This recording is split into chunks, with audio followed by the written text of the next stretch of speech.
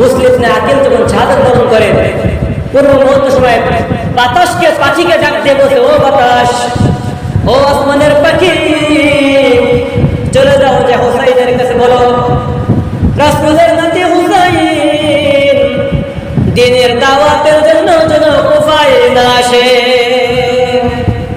ও পাখি, ও আসমানের বাতাস, হুসাইনের কানে পৌঁছাই দিও, কুফার মানুষ নিতান্তই ভালো না।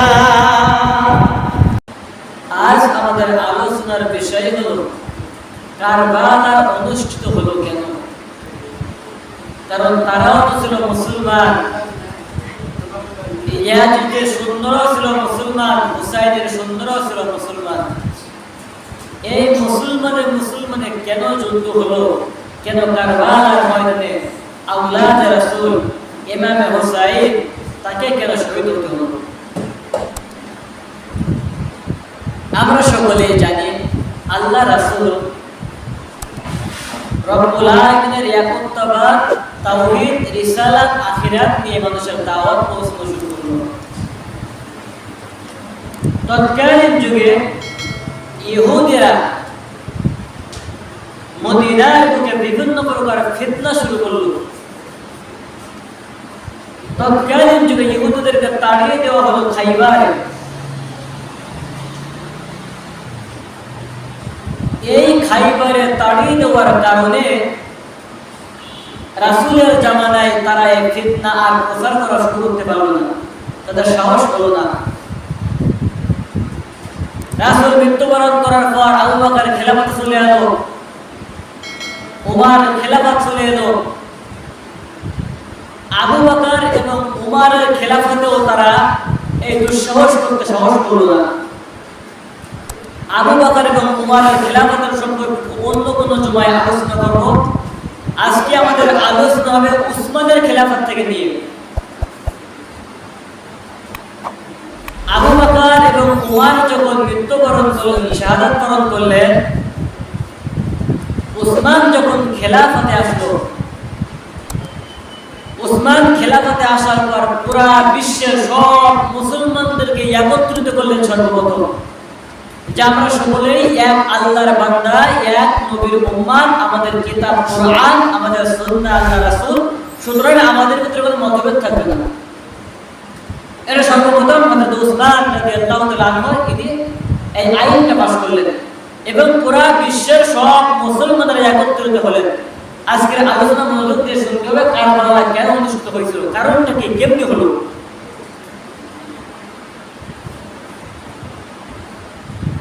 এখন উসমান খেলাফতে এসে যখন পুরা বিশ্বের সব মুসলমানদেরকে একত্রিত করলেন, তৎকালীন যুগের ইহুদি যারা ছিল তারা বলল কারণটা কি, মুসলমানদের দিন দিন জনপ্রিয়তা আকাশচুম্বী হচ্ছে, কারণটা কি? তারা গবেষণা শুরু করলো।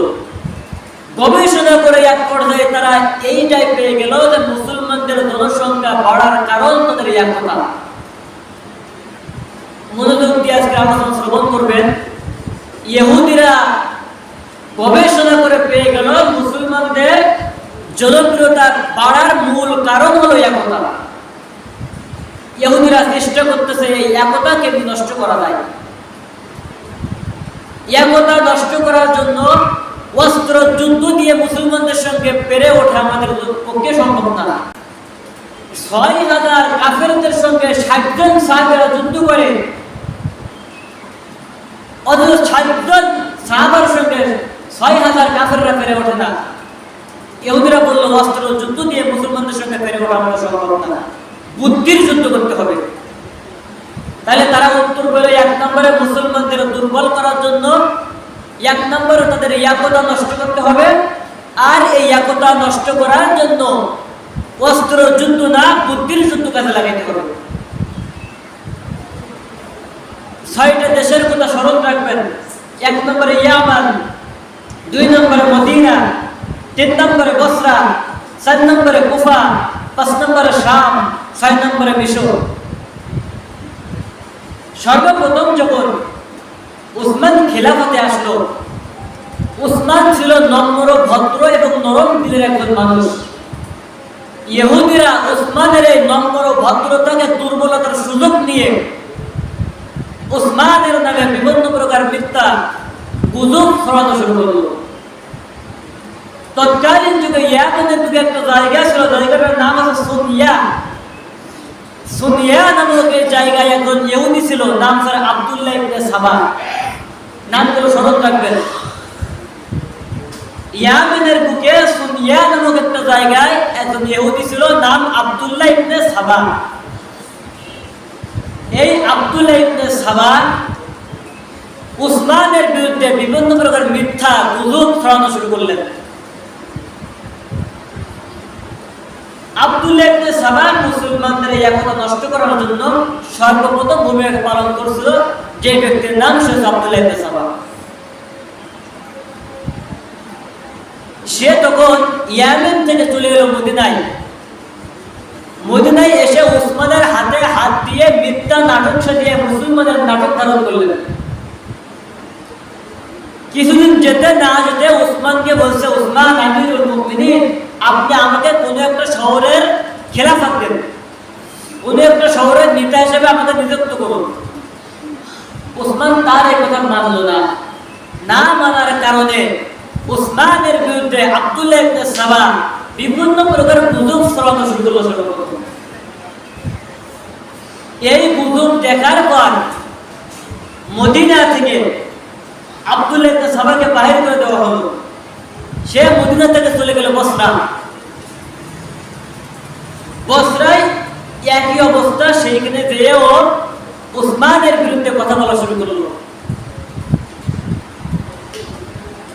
বসরায় যেও যখন উসমানের বিরুদ্ধে কথা বলা শুরু করলো, বসরার গভর্নর যিনি ছিল তাকে ওখান থেকে তাড়িয়ে গেল, সে চলে গেল কুফায়।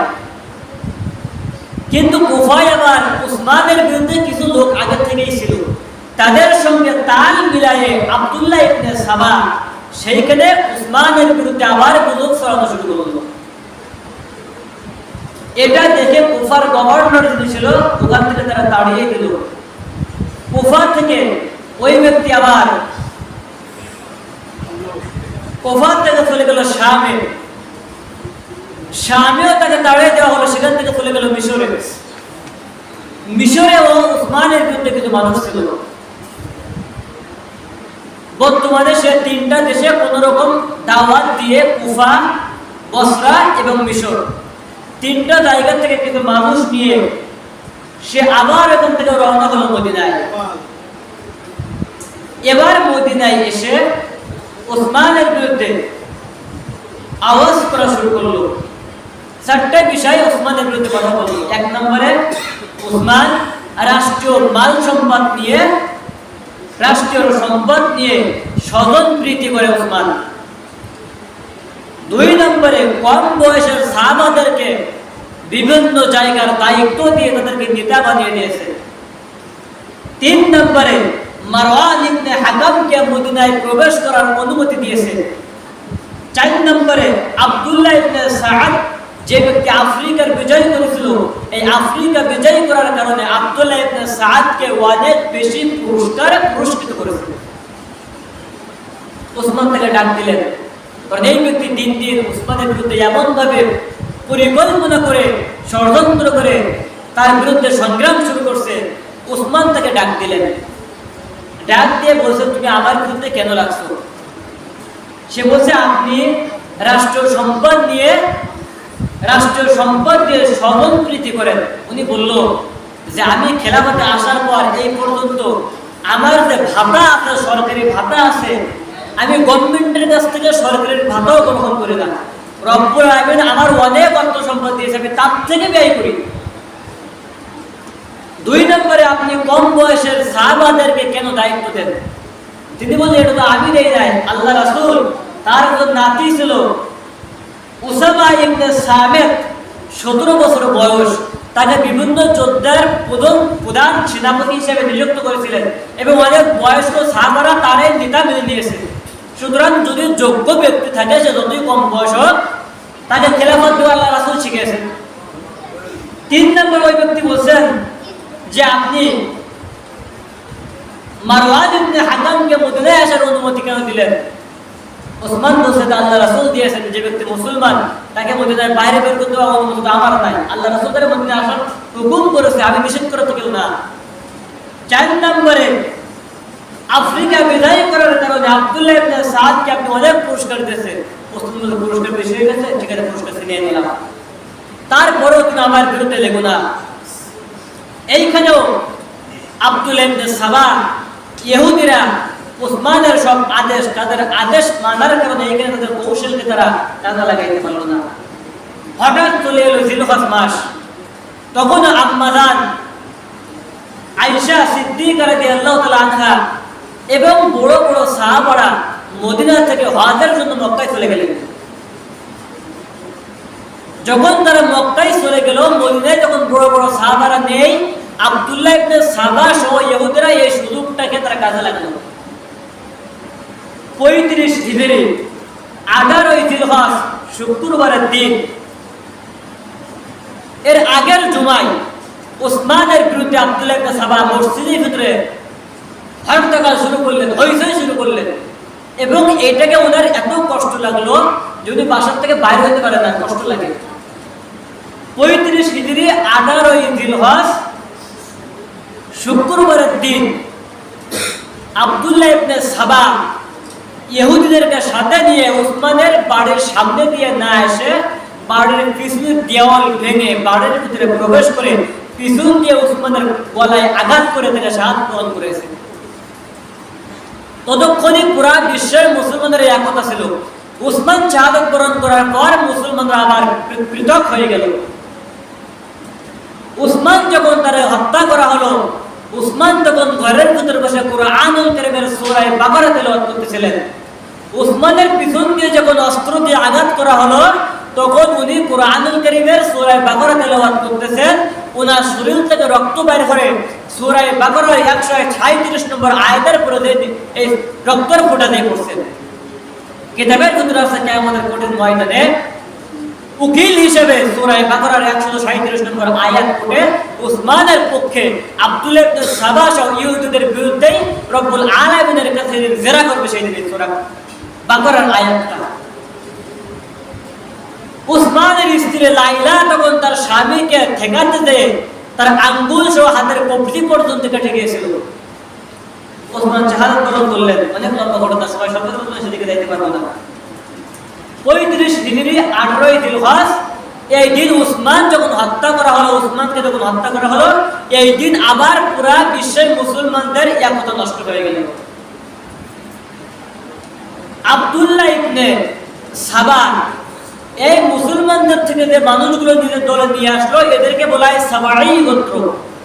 মনে রাখবেন, যে মানুষদেরকে পৃথক করে নিয়ে আসলো, মুসলমানদের একতা নষ্ট করলো, মুসলমানদের থেকে তাদেরকে আলাদা করে নিয়ে আসলো, এদেরকে বলা হয় সাবাঈ গোত্র। ওসমান মৃত্যুবরণ করার পর অনেক লম্বা ঘটনা, আমি সেদিকে যাইতে পারবো না।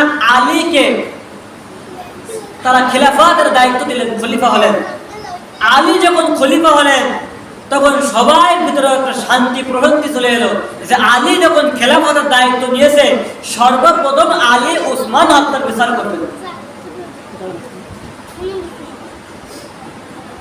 আব্দুল্লাহ ইবনে সাবা যেই দিন ওসমান আলীকে খেলাফত দেওয়া হলো, এই রাতে আম্মাজান আয়েশা সিদ্দিকা রাদিয়াল্লাহু তাআলা আনহা হজ করে ফিরে আসতেছেন। সাথে ছিল আমিরে মুআবিয়া। আব্দুল্লাহ ইবনে সাবা কৌশল করে আম্মাজান আয়েশা সিদ্দিকা এবং আমিরে মুআবিয়ার উপরে তারা আবার আক্রমণ করল। এই আক্রমণ করার কারণে মুসলমানরা মনে করলো যে আলী খেলাফতে আসার পরে আলীর সৈন্যবল মনে আমাদের উপর আক্রমণ করবে। শুরু হয়ে গেল মুসলমানদের সঙ্গে যুদ্ধ। একদিকে আলীর সৈন্য, অপরদিকে আম্মাজান আয়েশা এবং আমিরে মুআবিয়ার সৈন্য। এই যুদ্ধ করতেছিল। এই যুদ্ধকে বলা হয় জঙ্গে জামাল। এই যুদ্ধে 20,000 সৈন্য শাহাদাত বরণ করলেন মুসলমানেরা। যুদ্ধ করার পর তারা নিজেরা নিজের ভুল বুঝতে পারলো। যখন তারা বুঝতে পারলো, ততক্ষণে 20,000 মুসলিমরা শাহাদাত বরণ করলেন। এবং পরবর্তী সময় ইরাক এবং বসরার মধ্যবর্তী একটা জায়গায় একটা যুদ্ধ হয়েছিল, সিফিন নামক যুদ্ধ। এই যুদ্ধে মুসলমানেরা, এই যুদ্ধটা হয়েছিল দীর্ঘ 2 মাস। এই যুদ্ধে মুসলমানেরা শাহাদাত বরণ করেছিল 70,000। জঙ্গে জামাল এবং সিফিন, এই দুইটা যুদ্ধে মুসলমানেরা শাহাদাত বরণ করে 90,000।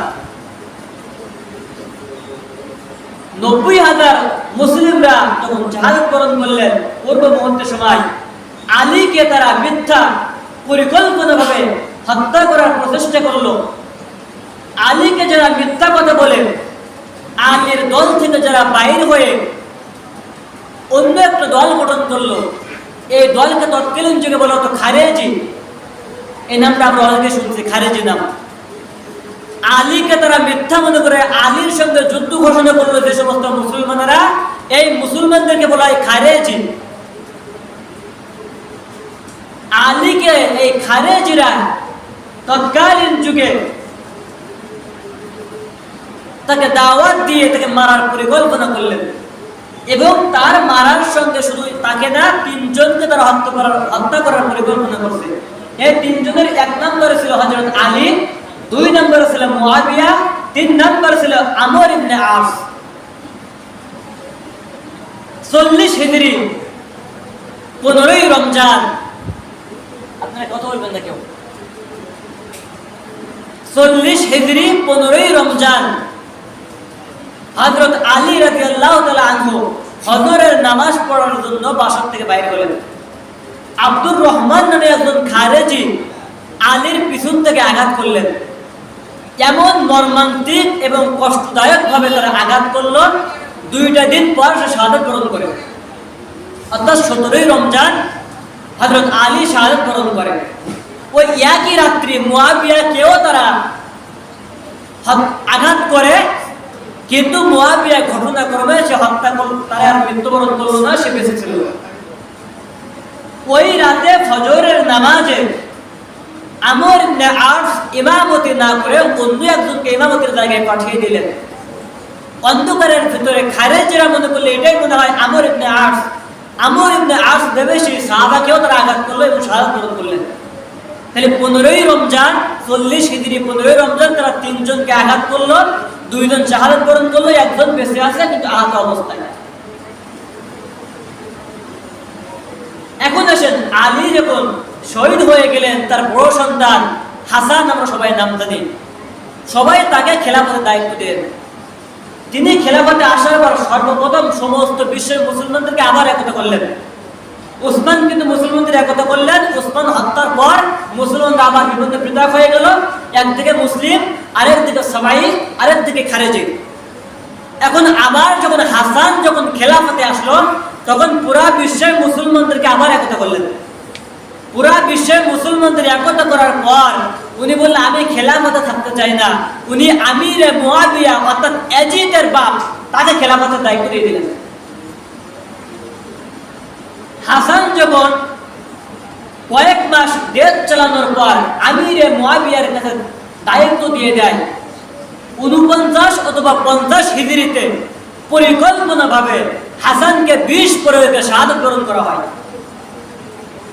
হাসান যখন শাহাদাত বরণ করলো 49 অথবা 50 হিজরিতে, এরপর পরিপূর্ণভাবে আমিরে মুআবিয়া দেশ চালাতে লাগলেন। আমিরে মুআবিয়া যখন দেশ চালায়, তৎকালীন যুগে শিয়া এবং খারেজি তারা একত্রিত হলেন। একত্রিত হয়ে তারা পরিকল্পনা শুরু করলো যে আবার এই মুসলমানদেরকে কেমনি আবার একতা থেকে আবার কেমনি পৃথক করা যায়। 60 হিজরি আমিরে মুআবিয়া সে মৃত্যুবরণ করে। মৃত্যুবরণ করার পূর্বে মুহূর্তের সময় তার ছেলে ইয়াজিদকে খেলাফতের দায়িত্ব ঘোষণা করে দেয়। ইয়াজিদ যখন খেলাফতের দায়িত্ব পায়, তার পিতা যখন মৃত্যুবরণ করে, ততক্ষণ তিনি দামেস্কে ছিল না, উনি বাইরের দেশে ছিল। দেশে আসার পূর্বে তার বাবার জানাজা দাফন তখন শেষ হয়ে যায়, কিন্তু এতটুকু মেসেজ তার কানে আসছে, তার বাবা তাকে খেলাফতের দায়িত্ব দিয়ে গেছে। তৎকালীন যুগে মদিনার বুকে বড় বড় সাহাবারা যারা ছিল, তারা ইয়াজিদের খেলাফত মানে না। কেন? বাবার সন্তান যদি খেলাফত নেয়, কিয়ামত পর্যন্ত অযোগ্য ব্যক্তিরাও বাবার দায়িত্ব নিয়ে নিজেরাই খেলাফত দায়িত্ব পালন করবে। এই জন্য এখানে পিতার সন্তান খেলাফত পাবে এই পন্থা যেন জারি না থাকে, সেই জন্য যোগ্য এলেমের দিক থেকে, জ্ঞানের দিক থেকে যে ব্যক্তি যোগ্য তাকে খেলাফতের দায়িত্ব দিতে হবে। তৎকালীন যোগ্য ছিল ইমাম হুসাইন, আব্দুল্লাহ ইবনে আব্বাস, আব্দুল্লাহ ইবনে আমর, তারা ছিল দায়িত্ব পাওয়ার প্রাপ্য, পাওয়ার উপযুক্ত। ইয়াজিদ উপযুক্ত না এমনটা না, ইয়াজিদ ছিল দেশ চালানোর ব্যাপারে উপযুক্ত, এলেমের দিক থেকে, জ্ঞানের দিক থেকে সে ছিল অনুপযুক্ত। একটু ছোট্ট উদাহরণ দিই। হাদিস কোরআনের জ্ঞানের মাধ্যমে ডক্টর ইউনূস কিন্তু আমাদের জন্য উপযুক্ত না, কিন্তু দেশ চালানোর জন্য যে বিধান, যে চিন্তা শক্তি, বুদ্ধি দরকার, এটা কিন্তু যথেষ্ট আছে ডক্টর ইউনূসের। এই দিক থেকে সে দেশ চালানোর উপযুক্ত, কিন্তু হাদিস কোরআনের জ্ঞান, এলেমের জ্ঞান, কোরআন হাদিসের জ্ঞানের দিক থেকে সে কিন্তু উপযুক্ত না। তো ইয়াজিদ ছিল এমনই, দেশ চালানোর জন্য কৌশলের দিক থেকে উপযুক্ত, কিন্তু এলেমের দিক থেকে, জ্ঞানের দিক থেকে সে উপযুক্ত না। তার এই খেলাফত যখন না মানল, ইয়াজিদ তখন হুসাইনকে গ্রেফতারের পরোয়ানা জারি করলেন। হুসাইনকে যখন যে গ্রেফতারি পরোয়ানা জারি করলো, হুসাইন তখন মদিনা থেকে মক্কায় চলে গেলেন। মক্কায় যাওয়ার অনেক লম্বা কাহিনী, সেদিকে আমি যাবো না সবাই স্বল্পতার জন্য। হুসাইন যখন মক্কায় চলে গেলেন, তৎকালীন যুগে আব্দুল্লাহ ইবনে আব্বাস, আব্দুল্লাহ ইবনে উমার এবং বড় বড় সাহাবা যারা ছিল, আব্দুল্লাহ ইবনে জুবায়ের, তারা কোনো পথ না পেয়ে তারা আবার ইয়াজিদের খেলাফত মেনে নিল। হুসাইন ততক্ষণে মক্কায় চলে গেলেন। হুসাইন যখন মক্কায় চলে যায়, তৎকালীন যুগে কুফা থেকে শত শত সিটি আসে হুসাইনের কাছে। তারা বলে যে আমরা আপনাদের জন্য 1 লক্ষ সৈন্য নিয়ে প্রস্তুত আছি। এরা হচ্ছে সাবাঈ গোত্র আর খারেজি গোত্র আর শিয়া গোত্র। তারা মিথ্যাভাবে চিঠি লিখতেছে যে আপনার জন্য আমরা 1 লক্ষ সৈন্য নিয়ে প্রস্তুত আছি, আপনি আমাদের কুফায় চলে আসুন, আমরা আপনার হাতে হাত রেখে বায়াত হয়ে ইয়াজিদের বিরুদ্ধে যুদ্ধ ঘোষণা করতে চাই। এটা ছিল পরিকল্পনামূলক। হুসাইন তাদের এই কথা বিশ্বাস করে হুসাইনের স্বাস্থ্য ভাই মুসলিম ইবনে আকিল এবং তার 2টা ছেলে আহমদ এবং মুহাম্মদ, 3 জনকে তারা কুফায় পাঠালো যাচাই করার জন্য। তৎকালীন যুগে কুফায় যে গভর্নর ছিল, ইয়াজিদ বুদ্ধি করে তাকে বাদ দিয়ে উবাইদুল্লাহ ইবনে জিয়াদকে কুফার গভর্নর হিসেবে নিযুক্ত করলেন। উবাইদুল্লাহ ইবনে জিয়াদ ছিল শক্ত একজন মানুষ এবং তীক্ষ্ণ বুদ্ধিশীল। উনি যখন খেলাফতে আসলো, এদিকে মুসলিম ইবনে আকিল যখন কুফায় চলে গেল, উবাইদুল্লাহ ইবনে জিয়াদ মিথ্যা পরিকল্পনামূলক মুসলমানদের নাটক সাজিয়ে মুসলিম ইবনে আকিলের হাতে হাত দিয়ে বায়াত গ্রহণ করলেন। এইটা দেখে মুসলিম ইবনে আকিল বুঝে উঠতে পারলো না ততক্ষণ যে এটা পরিকল্পনা। মুসলিম ইবনে আকিল তখন হুসাইনের কাছে চিঠি লিখতে বাধ্য হলো যে আসলেই আপনার জন্য মানুষ পাগল, তারা আমাকে পেয়ে অনেক পাগল হয়ে গেছে, আমার হাতে হাত দিয়ে বায়াত হয়ে অলরেডি তারা অনেক মানুষ। আলোচনা শেষ করতে পারলাম না, কিন্তু শেষ করবো, মিলাদ পরে বলে সমস্যা নেই, আলোচনা শেষ করতে হবে। এই সময় কি হলো, তারা ইয়াজিদের এই মিথ্যা পরিকল্পনা, উবাইদুল্লাহ ইবনে জিয়াদের কথা তারা বিশ্বাস করতে পারলো না। যখন চিঠি লেখা হয়ে গেল, ততক্ষণই মুসলিম ইবনে আকিলকে তৎকালীন যুগে গণভবনের উপর থেকে নিচে নিক্ষেপ করে হত্যা করা হয়। তার 2টা ছেলে ছিল আহমদ আর মুহাম্মদ, অনেক লম্বা ঘটনা। তাদেরকেও পরিকল্পনাভাবে জাফর নামে একজন ব্যক্তিকে হত্যা করে এই কাটা গলা কাটা দেহ যখন ফোরাতের তীরে ফেলে দেওয়া হয়, 2 ভাইয়ের কাটা মাথা বিহীন দেহটা একে অপরের সঙ্গে বুকের সঙ্গে চাপকে ধরে বসে, জাফর আমাদের কল্লা নিয়ে যাও না, আমাদের কল্লা আমাদের কাছে ফিরে দিয়ে দাও। মর্মান্তিক ঘটনা। এরপরে যখন হুসাইন কারবালা পর্যন্ত পৌঁছায় যায়, যেহেতু কারবালার ঘটনা আমি 10ই মুহররমে বলছিলাম, সেজন্য আমি ওইদিকে আজকে আর যাবো না, আজকে এইখানেই শেষ করব। হুসাইন এবং ইয়াজিদ তারা কিন্তু একে অপরের কোনো শত্রুতা ছিল না, তাদের শত্রুতা হয়েছে কিন্তু খেলাফত নিয়ে। তাদের শত্রুতা খেলাফত নিয়ে, তারা কিন্তু প্রতিবেশী।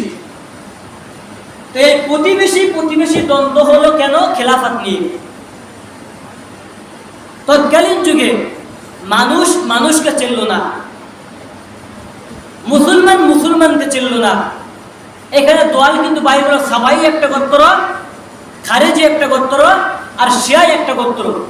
এই তিনটা গোত্র মিলি একত্রিত হয়ে মুসলমানদের একতা নষ্ট করে এই কারবালার ময়দানের এই লম্বা ইতিহাস এই কারণে কিন্তু হয়েছিল। এখন ইয়াজিদের বাবাকে কিন্তু খেলাফত দিচ্ছে হুসাইনের ভাই হাসান।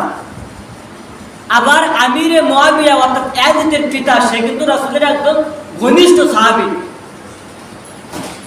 তাদের ভিতরে দ্বন্দ্ব হলো কেন? তাদের এই প্রতিবেশীর সঙ্গে দ্বন্দ্ব হওয়ার কারণে তাদের ভিতরে মতভেদ হয়ে গেল। এই জন্য আমি একটা কথা বলে থাকি এরকম ভাবে, মানুষ চেনে, শুয়োরে চেনে পশু। মানুষ চেনে, শুয়োরে চেনে পশু। আর প্রতিবেশী যদি অমানুষ হয় তার বলার থাকে না কিছু। মানুষে চেনে মানুষ। আপনি একজন আলেম মানুষ, একজন হাফেজ মানুষ, একজন মুফতি মানুষ, মাওলানা মানুষ, আপনার গুরুত্ব ওই বুঝবে যার ভিতরে এলেমের জ্ঞান আছে। আর যার ভিতরে এলেমের জ্ঞান নাই, দুনিয়াবি বিভিন্ন ফতোয়াবাজি আপনাদের এলাকায় আছে, আমি দেখছি। হাদিস কোরআনের নিম্নতম জ্ঞান নাই, ফতোয়া 1 নম্বরে, সে ফতোয়াবাজিতে 1 নম্বরে। অথচ হাদিস কোরআনের জ্ঞান নাই, সূরা ফাতিহার 7টা আয়াত 321 জায়গায় ভুল পড়ে, সে বড় ফতোয়াবাজি মুফতি সাহেবের দাবি করে। এই জন্য যার ভিতরে কোরআনের জ্ঞান আছে ওই ব্যক্তি হাফেজের মূল্য বোঝে, যার ভিতরে এলেমের জ্ঞান আছে ওই ব্যক্তি আলেমের মর্ম বোঝে, যেই ব্যক্তির ভিতরে এলেমের জ্ঞান আছে ওই ব্যক্তি মুফতির মর্ম বোঝে।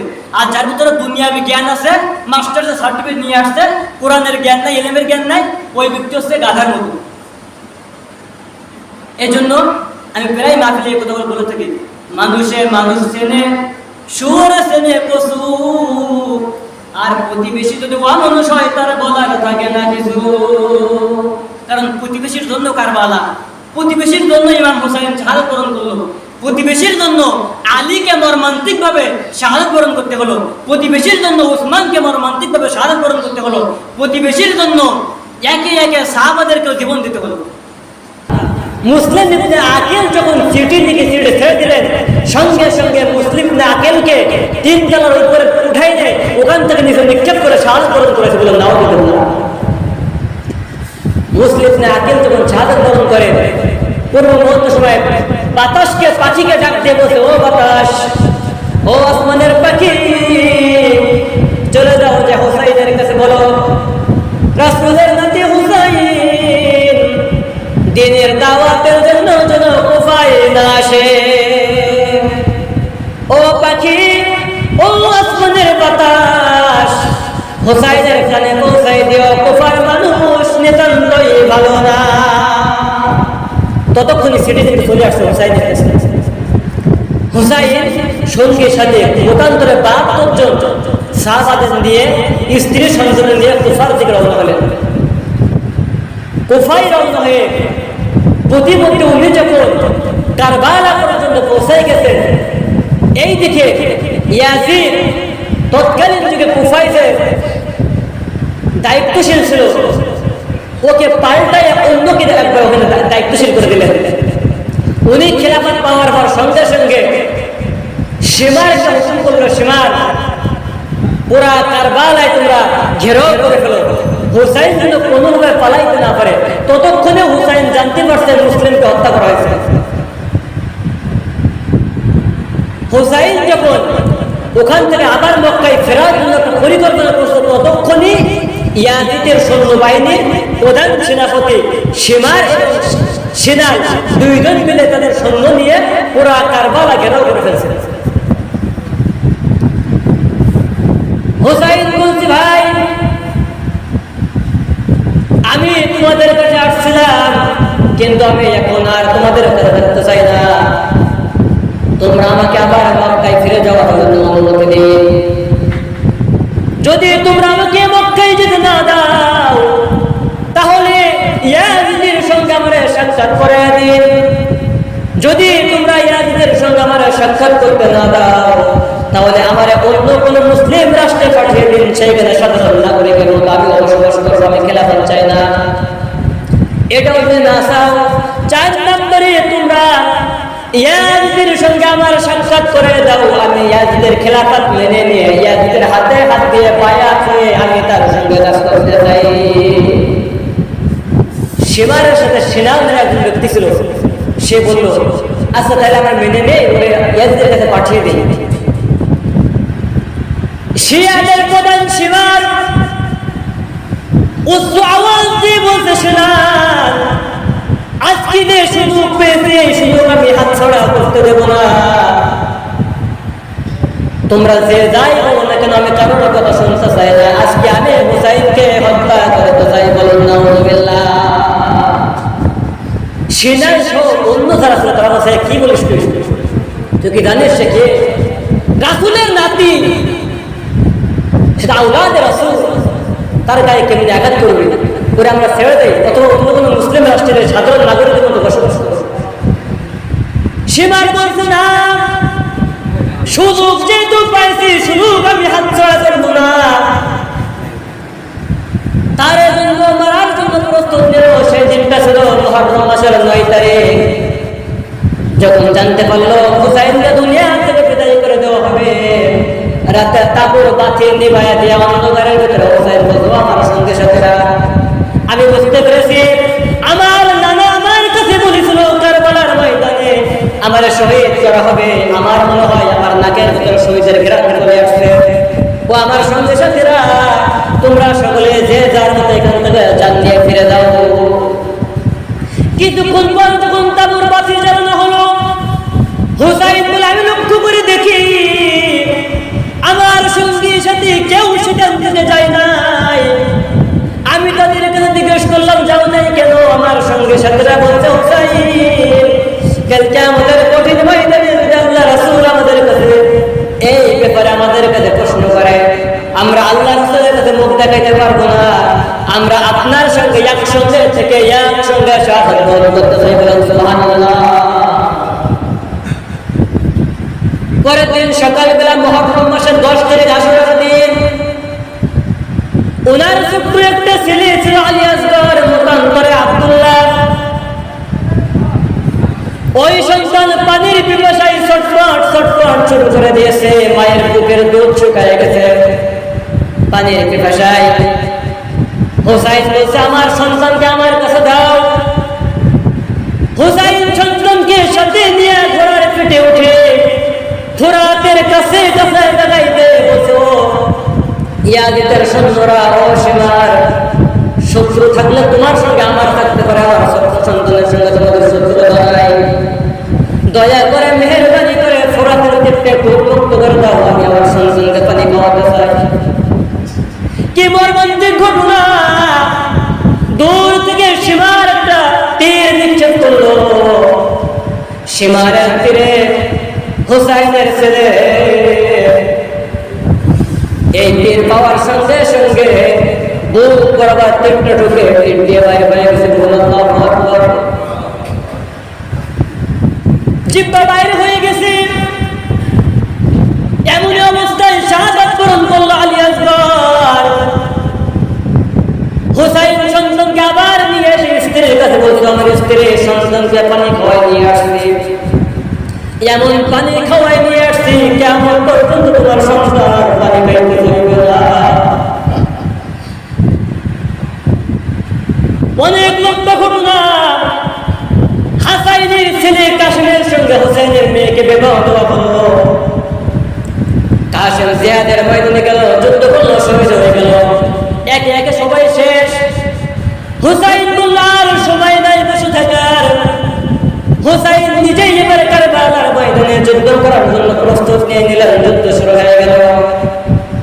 যুদ্ধ করতে করতে অনেকগুলো কাফেরকে জাহান্নামের পতন ধরে দিয়ে ফোরাতের তীর উন্মুক্ত হয়ে গেছে।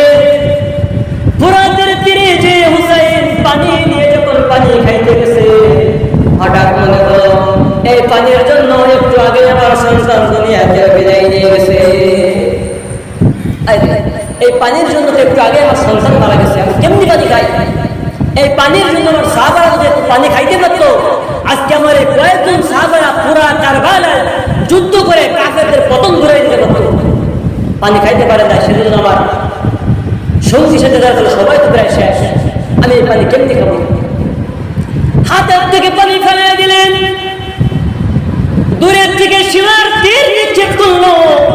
হুসাইন জমিনে পড়ে গেল। সীমার দৌড়াইয়া যে হুসাইনের বুকের উপরে বসে বসলো, গলায় ছুরি দিয়ে টান টান ছোট করে দিল। হুসাইন বলতে, সীমার, আমি জানি আমার নানা বলে গেছো তুমি আমাকে সাহায্য গ্রহণ করবে, কিন্তু সীমার আমার 2 রাকাত নামাজ পড়ার সময় দাও। এমন অবস্থায় 2 রাকাত নামাজ পড়তে চাই আপনি, আমি সে আশিকের রাসূল। সপ্তাহের পর সপ্তাহ চলে যায়, জুমার দিন কোনো রকম হাজরা খাতায় নামটা উঠাতে আসে। আশিকের রাসূল দাবি করেন আপনি, আমি। আপনার বিবেকে কি একটু ব্যথা আসে না যে হুসাইন তার গলায় ছুরি দিয়ে পোস্ট শুরু করছে এমন অবস্থায়? ইয়াজিদকে বলে তুমি আমার জিহাদের ময়দানে আমাকে তুমি শহীদ করবে, আমি জানি, আমার একটু সময় দেন, নামাজ পড়তে চাই। ইয়াজিদ থেকে সময় দিল। কিতাবের ভিতরে আসছে 2 রাকাত নামাজ পড়ার কত সময় লাগে। এই সময়ের ভিতরে মতান্তরে 82টা তীর হুসাইনের শরীরের ভিতরে বর্ষণ করে ফেলল। আল্লাহু আকবার। 2 রাকাত নামাজ পড়ার সময় নিছে, এটাই এদিকে সহ্য হলো না, তীর মারতে শুরু করলো। সালাম ফিরে নানা গো বলে চিৎকার করে হুসাইন পড়ে গেল। ইয়াজিদ আবার দৌড়াইয়েছে, সীমার আবার দৌড়াইয়েছে, হুসাইনের বুকের উপরে বসলো, আবার গলায় ছুরি দিল। হুসাইন বলছে, ও সীমার, আমার নানা আমার মাথা থেকে পা পর্যন্ত চঞ্চল করে গেছে, তুমি আমার গলায় কেমন পর্যন্ত ছুরি চালাইতে থাকলে আমাকে ভয় করতে পারবে না। আমি জানি আমার নানা বলেছিল কারবালার ময়দানে তুমি আমাকে শাহাদাত বরণ করাবে, এটা আমার নানাই বলে গিয়েছিল। কাজে তুমি আমাকে উপর করে শোয়াও আর আমার এই গলা দিয়ে ছুরি চালাও, তাহলে আমাকে তোমরা শাহাদাত বরণ করাইতে পারবে। সুবহানাল্লাহ। উনি নিজের উপরে নিজেই বলে যাচ্ছে। উনি যদি না বলে তাহলে কিন্তু সীমার যতই ছুরি চালাক ওনারা কিন্তু জোগাড় করতে পারতেন না। উনি জানে ওনার নানায় বলে দিচ্ছিল লম্বা ঘটনা, আমি সেদিকে যাইতে পারলাম না। সেই জন্য উনি কি করলেন, সীমারকে বলে দিলেন সর্বশেষ হুসাইনকে কারবালার ময়দানে শহীদ করা হল। সেই দিনটা ছিল মুহররম মাসের 10 তারিখে আশুরা। তাই এই দিন আমাদের শুধু রাস্তায় রাস্তায় মিছিল করা চলবে না। এই দিনটা আমাদের উচিত কি, আল্লাহ রাসূল বলেছেন তোমরা রোজা রাখো। যদি তোমরা রোজা রাখো, পূর্বের 1 বছর যত গুনাহ করেছো আমি রব্বুল আলামিন তোমাদের গুনাহ মাফ করে দেব। সুবহানাল্লাহ। শুধু এখানে শেষ না, আল্লাহ বলে এই দিনটা যদি তোমরা তওবা করো, আর কিয়ামত পর্যন্ত যদি মানুষগুলা এই মুহররম মাসের 10 তারিখ আশুরা দিন তওবা করে, আমি রব্বুল আলামিন গ্যারান্টি দিলাম ওই ব্যক্তি তওবা আমি কবুল করে নেব। সুবহানাল্লাহ। তাই আমরা যারা রোজা রাখতে পারছিলাম আলহামদুলিল্লাহ, যারা রাখতে পারে নাই, আগামীতে আজকে নিয়াত করতে হবে, আগামীতে আমরা মুহররম মাসের 9 তারিখ 10 তারিখ 2 দিন রোজা রাখবো। আল্লাহ আমাদের আশীর্বাদ করুন। আল্লাহুম্মা আমিন।